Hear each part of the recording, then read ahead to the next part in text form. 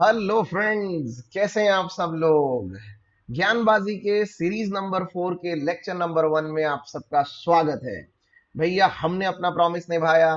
हमने आपसे वादा किया था कि मंडे से हमारी नई सीरीज शुरू होने जा रही है, जिसमें आपको करंट अफेयर्स एक नए अंदाज में मिलेगा। और उस नए अंदाज का सबसे पहला लेक्चर है आज। और हमने हमारा टाइटल भी जरा सा चेंज किया है। Let's bring some of the positive changes on the online platform. हमने इसका नाम रखा है खबर दिन भर, राइट। क्योंकि वैसे भी हम रोज मिलने वाले हैं। और आज से शुरू होने जा रही इस सीरीज में हमने कुछ बहुत अच्छे चेंजेस किए हैं। हम रोज 10 एमसीक्यूज करने वाले हैं। हम रोज न्यूज हेडलाइंस कवर करने वाले हैं। हम जीके वन लाइनर भी सीखने वाले हैं। और एसएससी, रेलवेज और क्लर्क के स्टूडेंट्स के लिए खास हम रोज स्टैटिक जीके के एमसीक्यूज भी करने वाले हैं। तो ये शानदार पेंडोरा बॉक्स आपके लिए अवेलेबल है, और इसमें जो चाहिए वो आपको सब कुछ मिल जाएगा। और रोज का सेशन आपके लिए शुरू होगा सवेरे 8 बजे। 45 मिनट्स का ये सेशन डेली कवर करवाया जाएगा। ऑल राइट दोस्तों, so there are certain very important things जो इस सेशन से रिलेटेड आपको पता होनी चाहिए। जितने भी ज्ञानबाजी के इस सीरीज में सेशन होने वाले हैं, ये सेशन बिगिनर्स के लिए और उसके बाद ऐसे स्टूडेंट्स के लिए जिन्होंने 1 और 2 अटेम्प्ट्स अभी तक बैंकिंग में लगाए हैं, इनके लिए बहुत अच्छे होंगे। इस सीरीज में आपको नोट्स बनाना बिल्कुल जरूरी होगा, क्योंकि जितनी भी बातें आपको बताई जाएंगी उनमें से बहुत सी चीजें ऐसी हैं जो आपको इंटरव्यू में, जीडी में, एसे राइटिंग कंपटीशन में हर जगह काम आने वाली हैं। हमारी ये सीरीज बैंकिंग के स्टूडेंट्स के लिए सबसे ज्यादा सुटेबल तो है ही, it is equally suitable for students who are targeting railways as well as SSC. तो इस सीरीज में हमने पूरा कॉम्प्रिहेंसिव अप्रोच रखा है, ताकि अक्रॉस ऑल कॉम्पिटिटिव एग्जाम्स बच्चों के करंट अफेयर्स का हम एक 1 पेज सॉल्यूशन उनको दे सकें। तो अभी भी अगर आपने खबर दिन भर के साथ ज्ञानबाजी यूट्यूब चैनल को ज्वाइन नहीं किया है, तो this is the right time. आप आज ही चैनल ज्वाइन करिए, सो दैट हमारे सारे के सारे पीडीएफ आप डाउनलोड भी कर सकें। सारे सेशंस की प्लेलिस्ट आपके पास अवेलेबल हो। हमारी पूरी की पूरी पीडीएफ ज्ञानबाजी टेलीग्राम ग्रुप पर अवेलेबल होती हैं। ऑल राइट दोस्तों, तो चलिए शुरू करते हैं आज का सेशन। All right. भाई, खबर दिन भर टॉप हेडलाइंस। सबसे पहले हम शुरू करने जा रहे हैं टॉप हेडलाइन से। आज से मैं आपको रोज कुछ अच्छी खबरें सुनाऊंगा, बताऊंगा और उनको एक्सप्लेन करता चलूंगा, सो दैट आप बहुत अच्छी तरह से रीसेंट न्यूज के साथ अपडेट रहें। ये सारी की सारी चीजें वन लाइनर जीके क्वेश्चन बन के एनी हाउ आपको एग्जाम में पूछी जाती ही है। So let's start with the part. New national education policy focus is on job creators, not job seekers, says Prime Minister Narendra Modi। भाई, नरेंद्र मोदी जी का कहना है, ये परसों की बात है, नरेंद्र मोदी जी का एक बयान आया था जिसमें उन्होंने ये कहा था कि जो नई शिक्षा नीति लाई गई है, आपको तो पता ही होगा भारत में अभी एक नई एजुकेशन पॉलिसी आई है। उस एजुकेशन पॉलिसी में जॉब क्रिएटर्स पर बहुत ज्यादा जोर दिया जा रहा है, जॉब सीकर्स के तुलना में। अब इसका मतलब क्या हुआ? जॉब क्रिएटर्स का मतलब हुआ नौकरी देने वाले, राइट, नौकरी देने वाले। और जॉब सीकर्स का मतलब हुआ नौकरी करने वाले, जिनको नौकरी चाहिए है, नौकरी करने वाले, राइट। तो स्वाभाविक सी बात है, उनका इशारा इस बात की तरफ था कि अगर कोई जॉब क्रिएटर बन के सामने आता है तो देश को उस वक्त उसकी ज्यादा जरूरत है, राइट। जैसा कि आप सबको पता होगा, 2022 से न्यू नेशनल एजुकेशन पॉलिसी लागू होने जा रही है। ओके, अगर कोरोना ने हमको अलाउ किया तो। वैसे 2022 तक मुझे लगता है सारी परिस्थितियां सामान्य हो चुकी होंगी, और सरकार न्यू एजुकेशन पॉलिसी पर काम करने के लिए बिल्कुल तैयार हो चुकी होगी। जो बनाई गई है शिक्षा नीति वो तो है ही शानदार, लेकिन इसके अलावा इसको इंप्लीमेंट करना अपने आप में एक चैलेंज हो सकता है, राइट। एक हैकाथॉन, एक इवेंट हुआ था जहां पर यानी ये बातें नरेंद्र मोदी जी ने सामने रखी थी, राइट। ये रही उस समय की कटिंग, आप देख सकते हैं, जिसमें वो बोल रहे हैं focus on what student want to learn. हमने इस बार कोशिश ये की है कि स्टूडेंट्स वांट टू लर्न, बच्चे जो सीखना चाहते हैं हम उनको वो सिखाने की कोशिश करेंगे। ये अपने आप में एक बहुत सकारात्मक बदलाव है दोस्तों। कोई भी एजुकेशन पॉलिसी आज तक भारत में इस तरह की नहीं बनी जिसमें बच्चों के सीखने पर या बच्चों को जो सीखना है उस बात पर जोर दिया गया हो। उनको जो चीज सिखानी है वो पहले से ही तय कर ली जाती थी और वो उनके ऊपर थोप दी जाती थी। मैं फ्रैंकली बताऊं आज आपको, अगर मुझे मौका मिला होता और वाकई में 12th के बाद अगर मैं ठीक से सोच पाता, I would never became an engineer. मैं इंजीनियर कभी नहीं बनता। मेरी इच्छा थी कि मैं कोई एक अच्छा आर्टिस्टिक ग्रेजुएशन करूं, जैसे कि मैं आर्ट्स में ग्रेजुएशन कर लूं या फिर मैं कोई वकील बन जाऊं। अभी अपनी अपनी चॉइस की बात है, लेकिन सही मार्गदर्शन या सही रिसोर्सेस अवेलेबल ना होने की वजह से इस तरह की चीजें हो सकती हैं। न्यू एजुकेशन पॉलिसी को लेकर मैं आज आपको कुछ अच्छे फैक्ट और फिगर्स बताने जा रहा हूं। तो जिन स्टूडेंट्स ने न्यू एजुकेशन पॉलिसी को ठीक से समझा नहीं या केवल सुना लेकिन समझा कुछ भी नहीं, अब आप जरा 2 मिनट के लिए इसको ठीक से समझने की कोशिश करिए कि ये क्या है। दरअसल new education policy global knowledge super power बनाने जाएगी इंडिया को। ओके, तो सबसे पहला पॉइंट क्या है, ग्लोबल नॉलेज सुपर पावर, यानी भारत की कोशिश ये रहेगी कि अब वो ग्लोबल नॉलेज सुपर पावर बने। ये रमेश पोखरियाल निशंक जो कि भारत के एचआरडी मिनिस्टर है उनका कहना है। अब आपको एक और बात बता दें, भारत में शिक्षा मंत्रालय नाम का तो कुछ होता नहीं है, तो भारत में उस मिनिस्ट्री का नाम होता है MHRD। मेरी एक एक बात ध्यान से सुनना, MHRD का मतलब होता है ministry of human resource development. इसे हिंदी में हम मानव संसाधन विकास मंत्रालय ऐसा कहते हैं।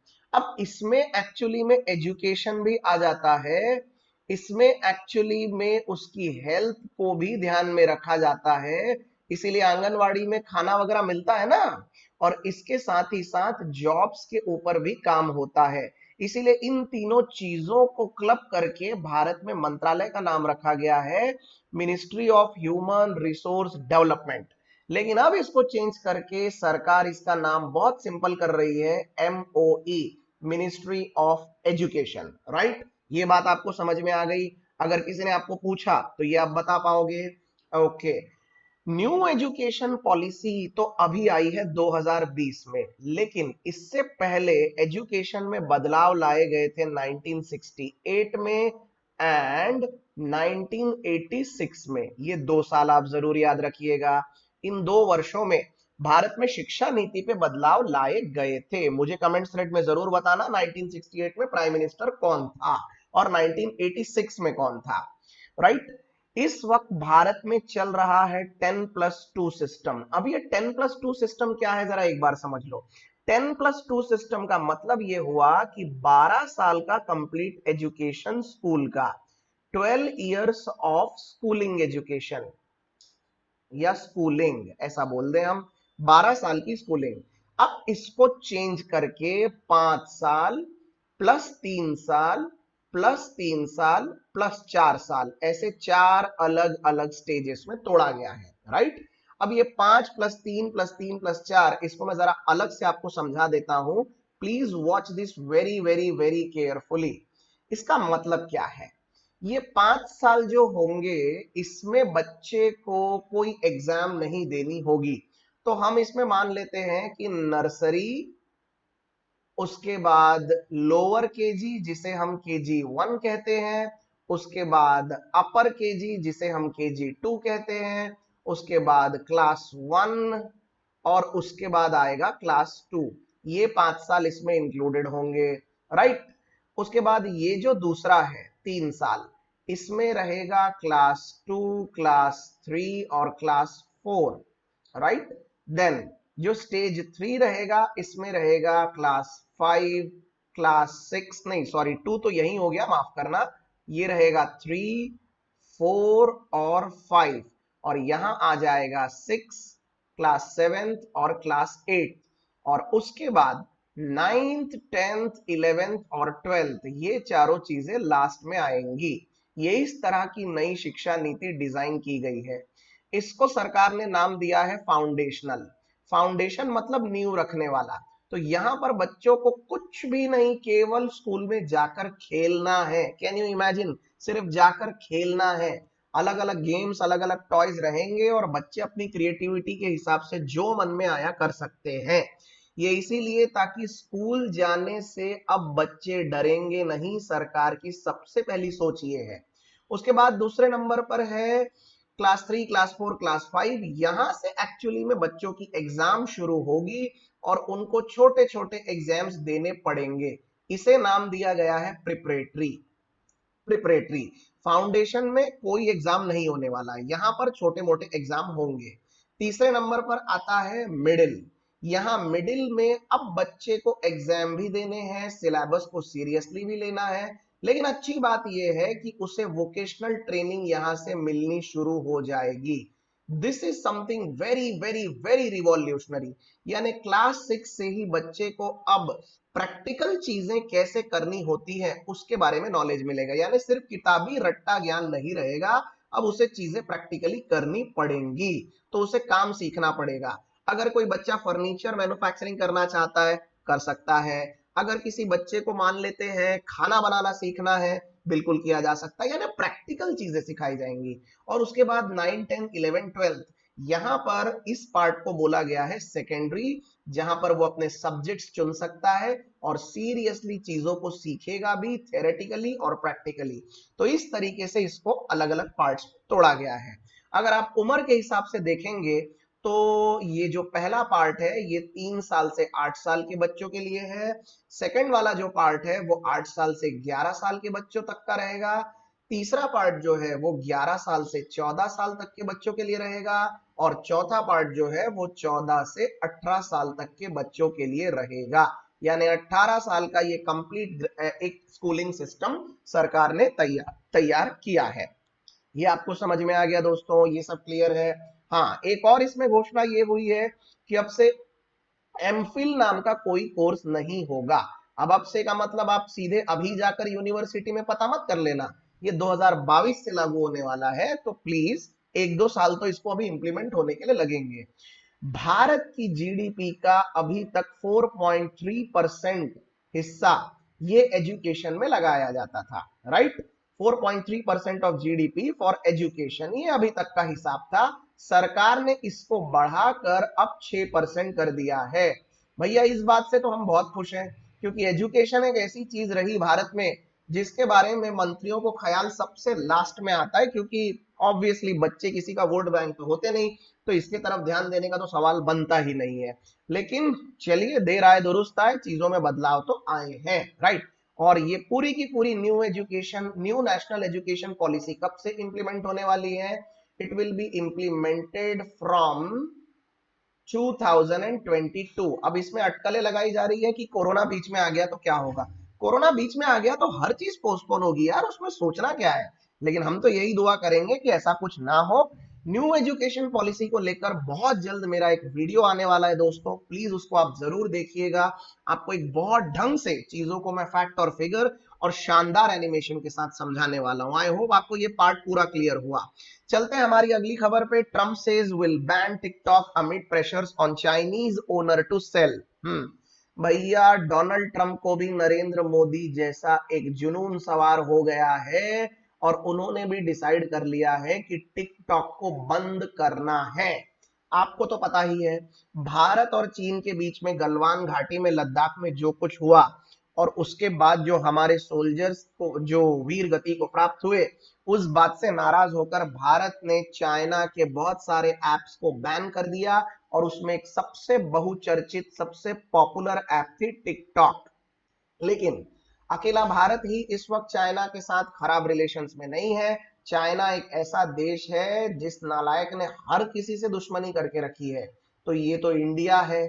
चाइना दुश्मन बन चुका है यूएसए का, मतलब जिनके साथ इनके टर्म्स खराब चल रहे हैं। ऑस्ट्रेलिया के साथ टर्म्स खराब चल रहे हैं। वियतनाम तो शुरू से ही चाइना का दुश्मन रहा है। ताइवान के साथ तो इनकी बिल्कुल नहीं जमती। और हांगकांग तो बिल्कुल जितना हो सके उतना दूर रहने की ही कोशिश करता है।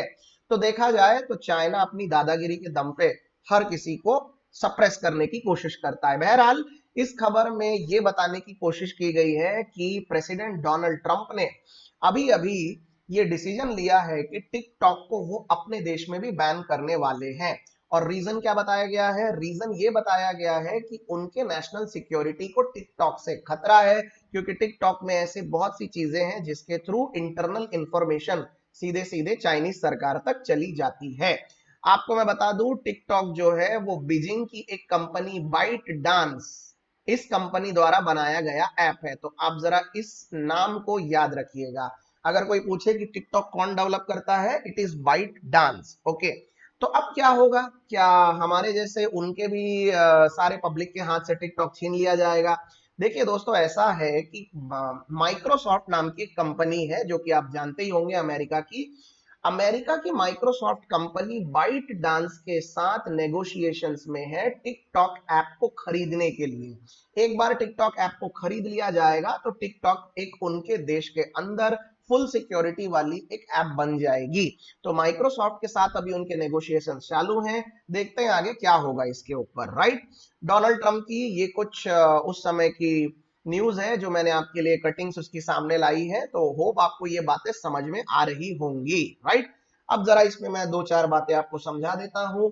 एक्चुअली में टिकटॉक क्या है? टिकटॉक एक वीडियो शेयरिंग ऐप है, राइट। कोई अगर आपको पूछे कि what is the exact definition of TikTok, तो टिकटॉक एक वीडियो शेयरिंग ऐप है, राइट। अब इसमें कुछ एमबीज का अपना एक स्पेस होता है, उसके हिसाब से ये काम करता है। ओनर ओनर कौन है? बाइट डांस नाम की एक कंपनी है जो कि टिकटॉक बनाती है। देन नेक्स्ट, टिकटॉक का ऑपरेटिंग सिस्टम क्या है? कौन से ऑपरेटिंग सिस्टम में टिकटॉक काम करता है? ये तो ऑलमोस्ट आप सबको पता ही होगा, आप सबने अपने अपने मोबाइल में चलाया है।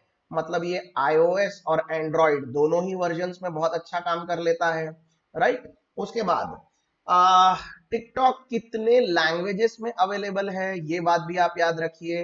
टिकटॉक मेजरली अगर देखा जाए तो 40 लैंग्वेजेस में अवेलेबल है, 40 डिफरेंट लैंग्वेजेस। ओके, ये समझ में आ गया आपको। और टिकटॉक को अमेरिका की कौन सी कंपनी खरीदने जा रही है? माइक्रोसॉफ्ट खरीदने जा रही है। वैसा ऐलान नहीं हुआ है, लेकिन ऑब्वियसली इसके बीच में अभी बातें शुरू हो चुकी हैं, राइट। क्लियर है ये बात? और ये अपने आप में एक बहुत दुखद खबर है चाइना के लिए, क्योंकि चाइना को ऐसा लगा नहीं था कि इंडियन बाजार और अमेरिकन बाजार दोनों ही हाथ से निकल जाएंगे। आई एम वेरी श्योर आने वाले दिन में चाइना के जो बड़े बड़े बिजनेसमैन हैं, उनके देश के मुकेश अंबानी जैसे लोग, वो चाइनीज सरकार पर जरूर दबाव बनाएंगे कि अरे भैया, आपके झगड़ों के चक्कर में हमारा बिजनेस लॉस बहुत ज्यादा हो रहा है। देखना ही आज नहीं कल होने वाला है, चाइना को थोड़ा बहुत तो इनोसेंट बनना पड़ेगा, या थोड़ा बहुत तो उसको घुटनों पे आना ही पड़ेगा, ऐसे काम नहीं बनने वाला है। हम चलते हैं अपनी तीसरी न्यूज के ऊपर। ये भी एक बहुत बड़ी न्यूज आई है दोस्तों, इसको जरा ध्यान से पढ़िए। IPL GC meeting, Chinese sponsorship deals and health protocols on the agenda. भैया आप सबको पता है कि इस साल सितंबर महीने में 19 तारीख से आईपीएल शुरू होने जा रहा है। भाई क्रिकेट प्रेमियों के लिए इससे बड़ी और क्या खबर होगी, बेचारे घर पे बैठ बैठ के पागल हो चुके हैं। 19 सितंबर से आईपीएल शुरू होने जा रहा है, जो कि नवंबर मंथ तक चलेगा। तो बढ़िया है, 2 महीने का शानदार टाइम पास है। पढ़ाई लिखाई तो कुछ करनी है नहीं, और ना कोई एग्जाम होने वाला है, और न्यू एजुकेशन पॉलिसी भी 2022 में आने वाली है। तो करना क्या है? बढ़िया आईपीएल देखेंगे। अब इस आईपीएल में हुआ ये है कि आईपीएल का जो जीसी है, जीसी का मतलब होता है गवर्निंग काउंसिल। ओके, आईपीएल का गवर्निंग काउंसिल, ये देखो, ये मैंने अंडरलाइन कर दिया है। उसने डिसाइड किया है कि यूएई में होने वाले आईपीएल में इस बार चाइना की कंपनियों को स्पॉन्सरशिप दी जाए या न दी जाए, इस पे हम गंभीरता से विचार करने वाले हैं। और अगर आप मेरे से पूछोगे तो आई एम वेरी श्योर कि ये लोग नहीं देने वाले हैं किसी चाइनीज कंपनी को स्पॉन्सरशिप। इसका मतलब ये कि ओप्पो आईपीएल, वीवो आईपीएल, अरे भैया ये सब नहीं करने वाले हैं। आपको तो पता ही है, वीवो आईपीएल हुआ था ना पिछले बार। हाँ भाई, तो वीवो आईपीएल और ओप्पो आईपीएल अगर आप बोलेंगे तो स्वाभाविक सी बात है कि चाइनीज कंपनियां हाईलाइट हो जाएंगी और इससे लोग नाराज हो सकते हैं। अभी देखिए, यहाँ पर डबल इन्वर्टेड कॉमास में ये लिखा ही हुआ है taking note of the border skirmish that resulted in the martyrdom of our brave jawans, the IPL Governing Council has convened a meeting next week to review IPL's various sponsorship deals. इसका मतलब ये कि हमारे जवानों की शहादत को ध्यान में रखते हुए गवर्निंग काउंसिल ऑफ आईपीएल ने एक मीटिंग डिसाइड की है जो कि अगले हफ्ते होने वाली है, ये तय करने के लिए कि इस बार चाइनीज लोगों को स्पॉन्सरशिप दी जाए या नहीं। क्योंकि ऑब्वियस सी बात है कि गलवान घाटी में जो कुछ भी हुआ उसके बाद सिर्फ आईपीएल ही नहीं, पूरे देश का मन चाइना से अब पूरी तरह से उतरने लगा है, राइट। तो ये है अपने आप में एक बहुत बड़ी खबर, ये इसके ऊपर न्यूज की कटिंग आई हुई है, आप इसको अच्छे से पढ़िएगा और मुझे जरूर कमेंट थ्रेड में फीडबैक दीजिएगा। अब इससे रिलेटेड कुछ दो चार चीजें आपको मैं बता देता हूं। भाई आईपीएल के बारे में अगर आपको कुछ चीजें अगर इवेंचुअली पता नहीं है तो आज आप याद रखिए, आईपीएल एक्चुअली में 2008 में शुरू हुआ था। आईपीएल के फाउंडिंग चेयरमैन जो थे, जो शुरुआती दौर पे जो चेयरमैन थे, जिसे हम आईपीएल के कमिश्नर भी कहते हैं, वो थे ललित मोदी। लेकिन बताओ, ललित मोदी साहब खुद ही आईपीएल से रिलेटेड स्कैम्स में फंसते चले गए। आईपीएल में अभी तक सबसे ज्यादा रन बनाने वाला प्लेयर कौन है? मोस्ट रन्स पूरे इतने 10-12 सालों में सबसे ज्यादा रन बनाने वाले प्लेयर हैं the run machine Virat Kohli. Virat Kohli ने आईपीएल में अभी तक 5,412 रन बनाए हैं। और सबसे ज्यादा विकेट्स लेने वाला बॉलर कौन है आईपीएल में? Do you know? Can you guess? Indian होगा या कोई फॉरेन का प्लेयर होगा? मैं आपको बता देता हूं, इट इज लसिथ मलिंगा। लसिथ मलिंगा, हाँ हाँ, वही घुंघरालू बाल वाला लसिथ मलिंगा। 170 विकेट ले चुके हैं, ये श्रीलंका के बॉलर हैं। और फिलहाल आईपीएल के चेयरमैन कौन है? The chairman of IPL is Ranjib Biswal. Ranjib Biswal, ये नाम जरा ठीक से याद रखना, ओके। सीएम नहीं है, सीएम मतलब कोई चीफ मिनिस्टर मत समझ लेना इसको, इट इज चेयरमैन, राइट। हाँ, और इस बार का आईपीएल कहां होने वाला है? इस बार का आईपीएल होने वाला है दुबई में। दुबई मतलब मैं यहां पर यूएई लिख देता हूं, वो ज्यादा ठीक रहेगा। यूएई में होने वाला है। और कब से होने वाला है? डेट है सितंबर से लेकर नवंबर तक 2020। ऑल राइट, हाँ, क्लियर हो गया ये सब कुछ। आई होप आपको ये तीनों न्यूज समझ में आ गई हैं।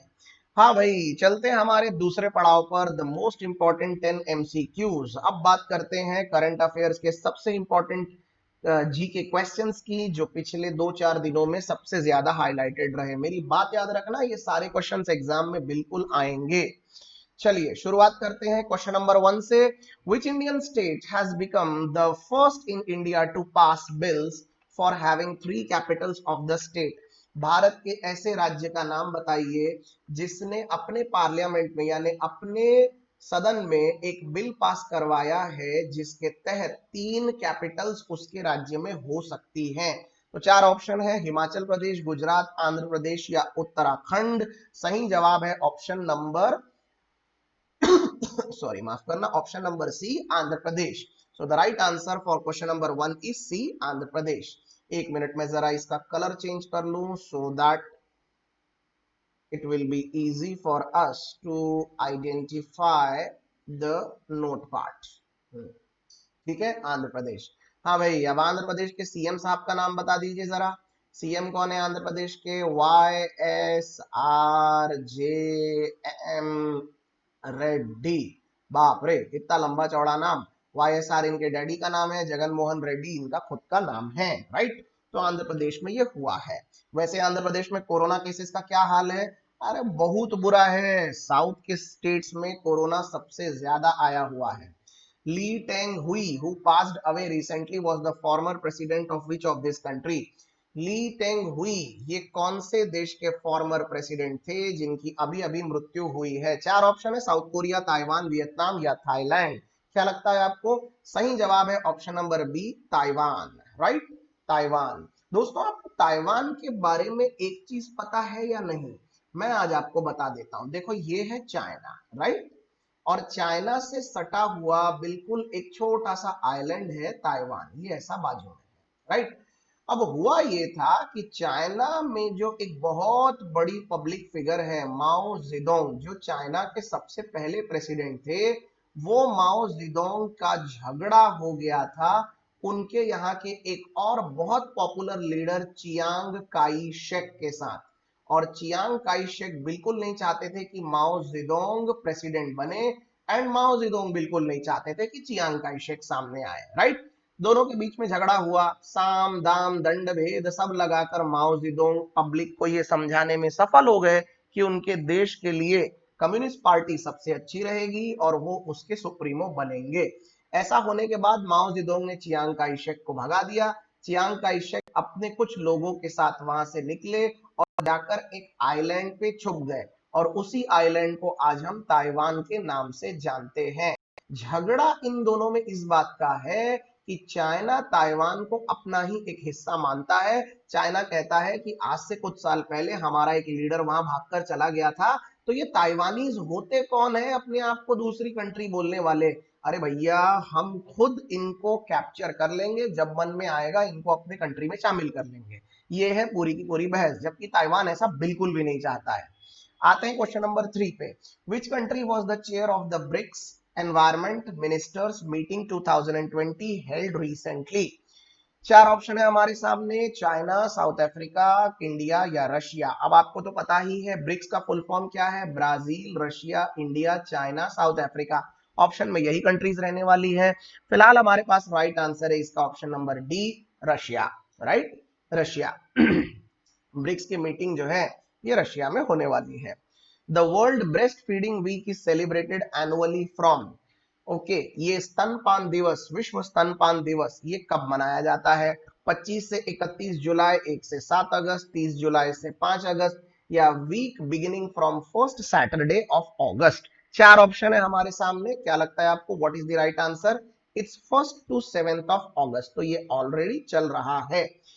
एक बच्चे के स्वास्थ्य के लिए इससे ज्यादा इंपॉर्टेंट कुछ नहीं है कि उसे एक सीमित समय तक माँ का दूध पिलाया जाए। ऑलराइट, अब जितने भी इस तरह के डेज होते हैं related to the events which are popular in national level and at world level, ये सारे के सारे एग्जाम्स में आते हैं। इसीलिए डेज और डेट्स ये आपको याद रखनी पड़ती है बेटा, अगर बैंकिंग में, अगर आपको करंट अफेयर्स में अच्छी जीत चाहिए तो कम से कम एक दो क्वेश्चन इसके ऊपर आते ही हैं।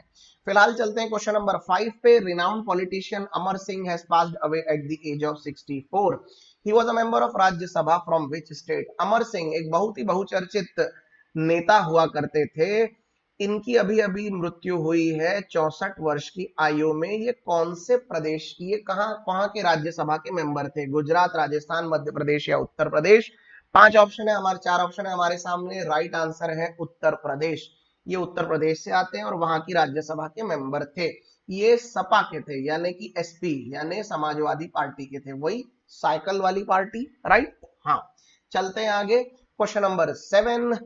Name the Indian chess player who has clutched silver medal in the 2020 Biel International Chess Festival held in Switzerland. उस चेस प्लेयर का नाम बताइए जिसको सिल्वर मेडल मिला है स्विट्जरलैंड में। संदीपन चंदा, तेजस बाकरे, पेंटाला हरिकृष्ण या मंगेश चंद्रन? क्या लगता है आपको, what is the right answer? Question number 7 का राइट आंसर है option number D, Magesh Chandran, right. अरे माफ करना दोस्तों, sorry sorry, it's not D. Question number 7 का राइट आंसर है option number C, Pentala Harikrishnan. ये जरा सा गलत हो गया, it's option number C, not D. Alright, चलते हैं आगे। Question number 8। Inaugural Muslim women rights day 2020 was celebrated in India. Bharat में मुस्लिम विमेन राइट्स डे कब मनाया जाता है भारत में? चार ऑप्शन, 2 अगस्त, 1 अगस्त, 30 जुलाई या 31 जुलाई। ये inaugural Muslim women rights day है, मतलब इसकी शुरुआत ही अभी अभी हुई है।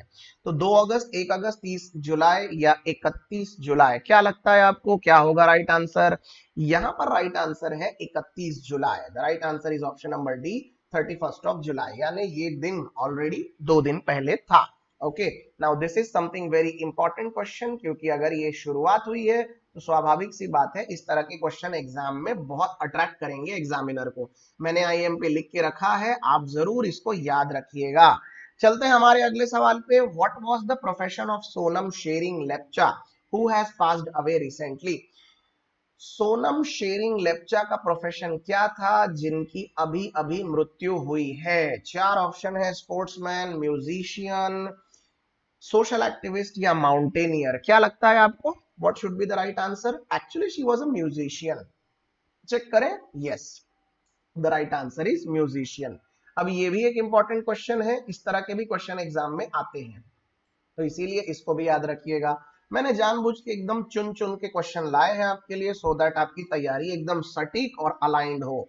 द एम पे मी is a personalized UPI powered payment link service launched by which company to let users send and receive money on any UPI payment app? ये जो एम पे मी है, ये एक पेमेंट लिंक सर्विस है, receive money on any payment app. तो ये कौन सी कंपनी ने लॉन्च किया है? फोन पे, फ्री चार्ज, पेटीएम या मोबीक्विक? क्या लगता है आपको? मेरे हिसाब से राइट आंसर है मोबीक्विक। चेक करें एक बार। Yes, the right answer is option number D, MobiKwik. तो ये थे आज के 10 वेरी इंपॉर्टेंट करंट अफेयर्स के questions with quiz. Okay, I hope आपने सबके आंसर लिख के रखे और आपको ये सारे क्वेश्चंस क्लियर भी हुए। रोज बेटा 10 का डोज लेते चलना है, एक दिन देख लेना, ये नौकरी लगवा देगा आपको। अब आते हैं जरा जी के वन लाइनर्स पे, और अब मैं आपको सोचने का मौका दूंगा। अब क्वेश्चन आएगा और उसका एक ही आंसर होगा, तो जरा मुझे बताते चलना कि इसका राइट आंसर क्या है। चला देखते हैं। Who among the given has been appointed as the new private secretary to Prime Minister Narendra Modi on co-terminus basis? Right? प्रधानमंत्री नरेंद्र मोदी के नए प्राइवेट सेक्रेटरी का नाम बताइए। क्या नाम है भैया उनका? वेरी वेरी इंपॉर्टेंट क्वेश्चन, पिछले एक हफ्ते के सारे अच्छे पॉइंट्स हम निकाल के लाए हैं। उनका नाम है हार्दिक सतीश चंद्र शाह। बेटा इंतजार मत करो, लिखो ये नोटबुक में फटाफट, इस तरह के क्वेश्चन आने ही हैं एग्जाम में। Then Reliance Power and Japanese energy major JERA have signed loan agreement with a group of BAN to set up 745 megawatts natural gas fired thermal power generation project in which country? ये कौन सी country में लगने वाला है? Reliance power का और Japanese major energy जेरा, उन्होंने एक लोन एग्रीमेंट साइन किया है 745 मेगावाट नेचुरल गैस के लिए। सही जवाब है Bangladesh. Okay, the right answer is Bangladesh.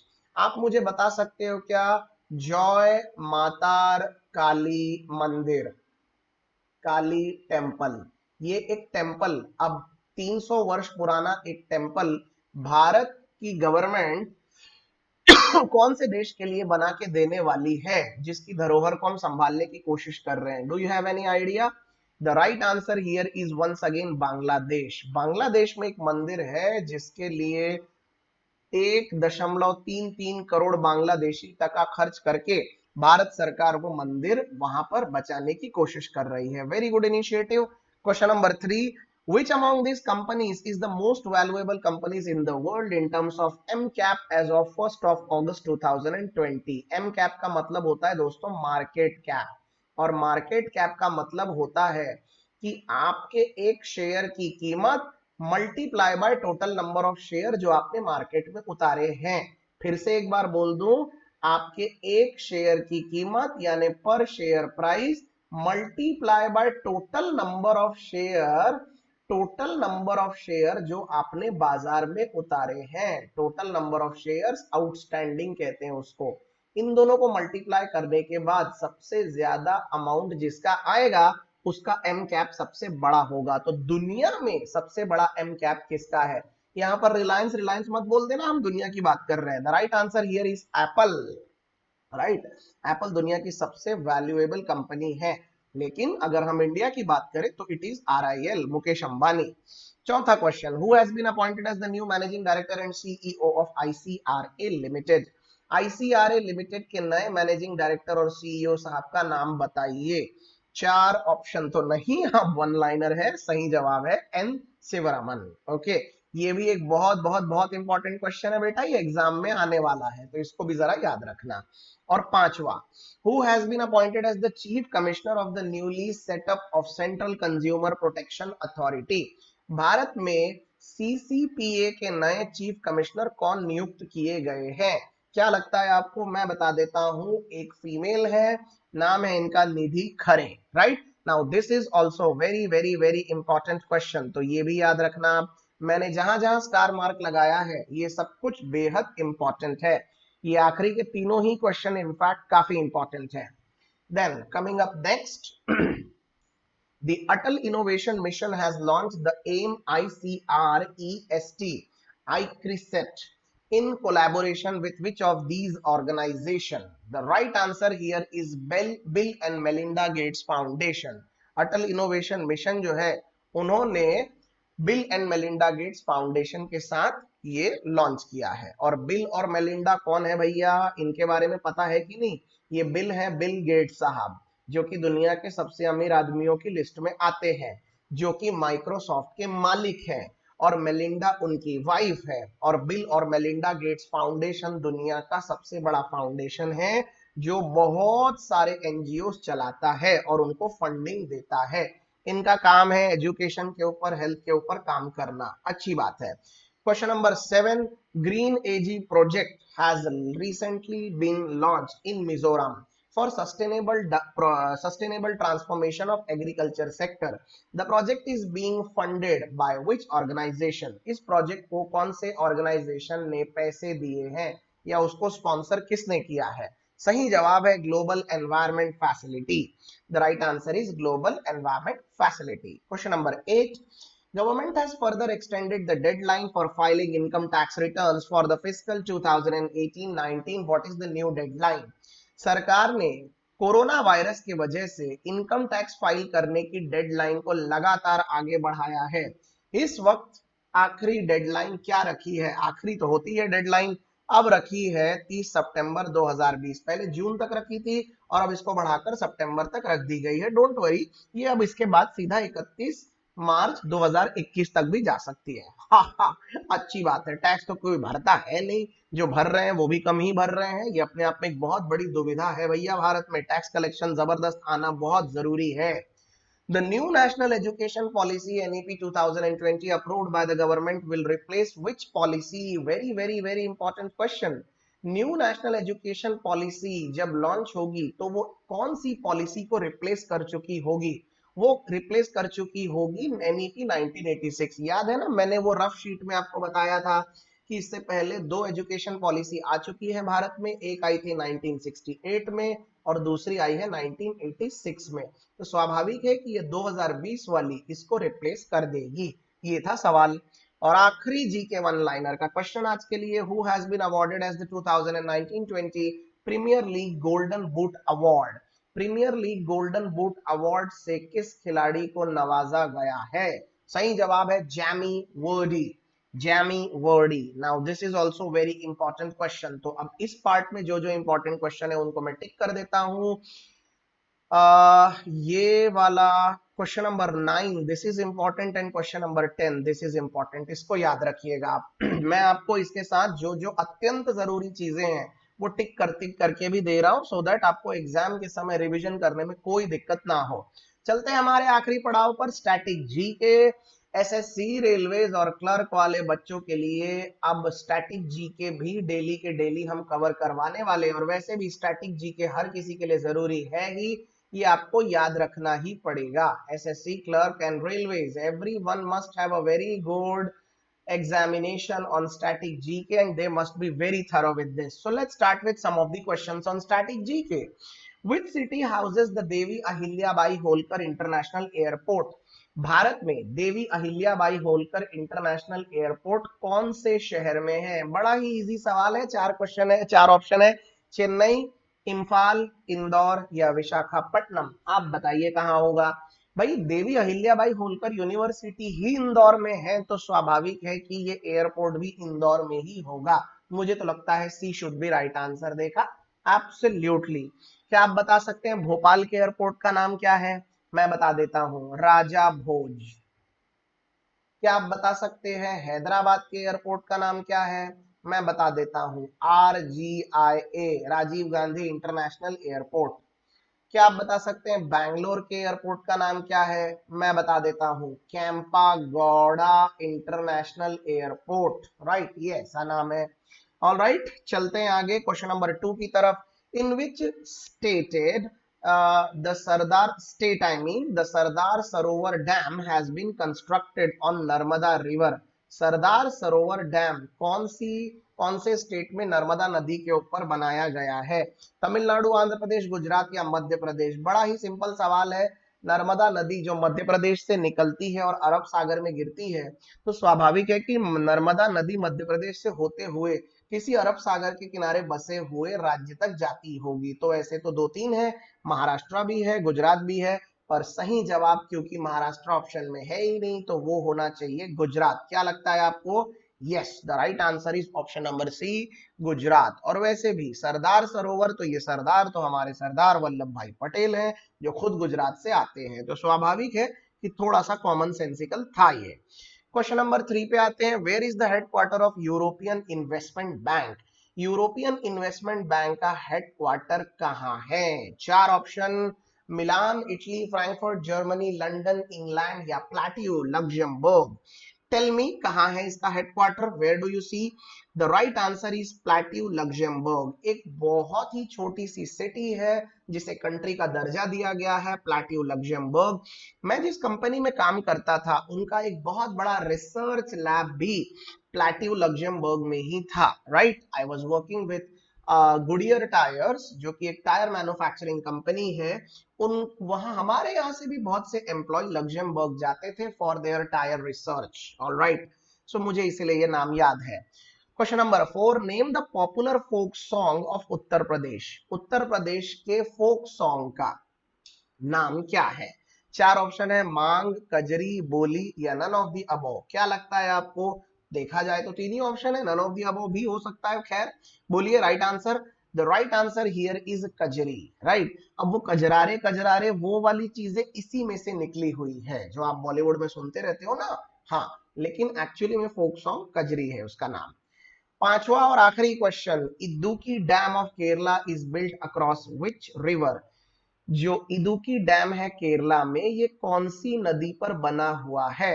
अब केरला में कौन कौन सी नदियां आती हैं, अगर ये पता हो आपको तो ही समझ में आएगा।